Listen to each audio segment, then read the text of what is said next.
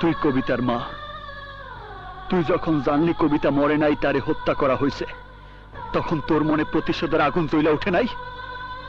তুই যদি একবার না বলস, তাহলে আমি ওদের ছাইরা দিব। এখনই আমরা এই শহর ছাইরা গ্রামে ফিরে যাবো। কি ছাইরা দিব ওদের? বল।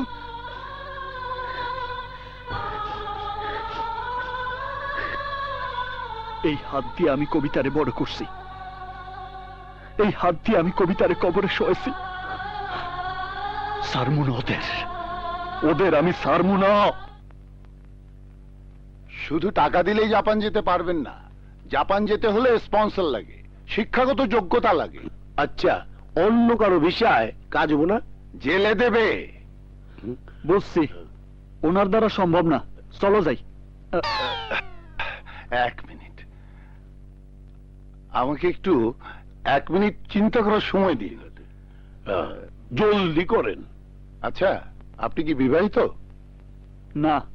কোন গ্রিন কার্ডধারী মেয়েকে বিয়ে করতে পারলেই আপনি সহজেই জাপান যেতে পারবেন।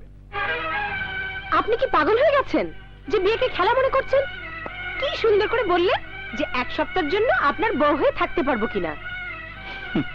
শুনুন, বিয়ে আর মৃত্যু এসব বিষয় নিয়ে কখনো কারোর সাথে মজা করবে না। রাগে আমার শরীর ফেটে যাচ্ছে আর আপনি হাসছেন। না, আপনার জন্য করুণা হইতেছে।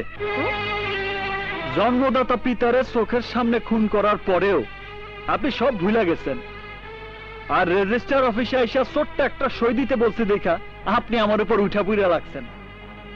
আপনার কুকুরের বাচ্চারে খুন করছে বইলা আপনারও গুলি করে মারবো, এই কথা ভাইবে আপনি সংকোচ করে বসে আছেন। আপনাদের মতো মেয়েদের ভয়ের কারণেই সন্ত্রাসীরা মেয়েদের উপর অ্যাসিড নিক্ষেপ করতেছে, মেয়েরা ধর্ষিতা হইতেছে, নির্যাতিতা হইতেছে।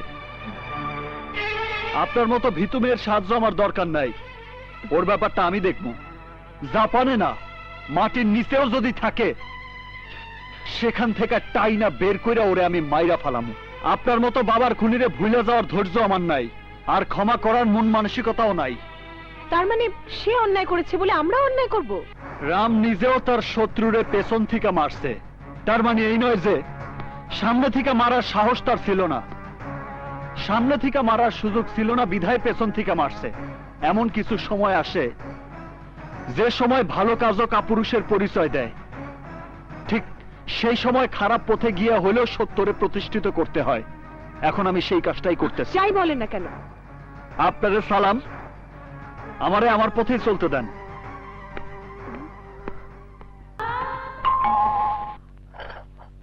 আপনি আপনার ম্যাডাম আসতে বলছেন।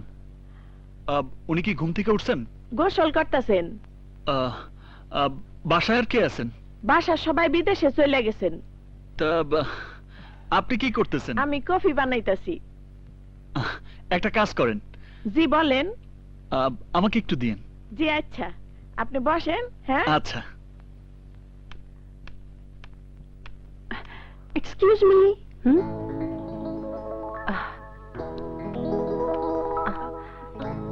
আপনি?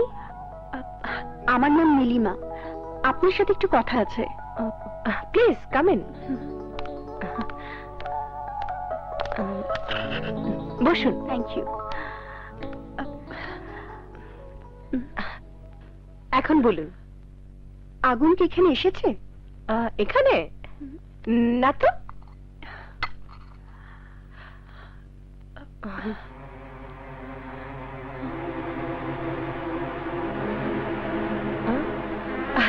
ও হ্যাঁ, আপনি কি যেন বলতে চাচ্ছেন?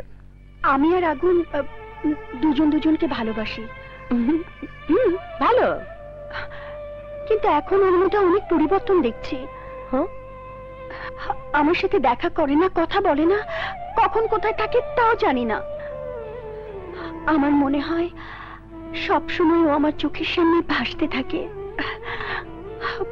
ওই যে দেখেন, এখনো আপনার বারান্দায় পায়চারি করছে।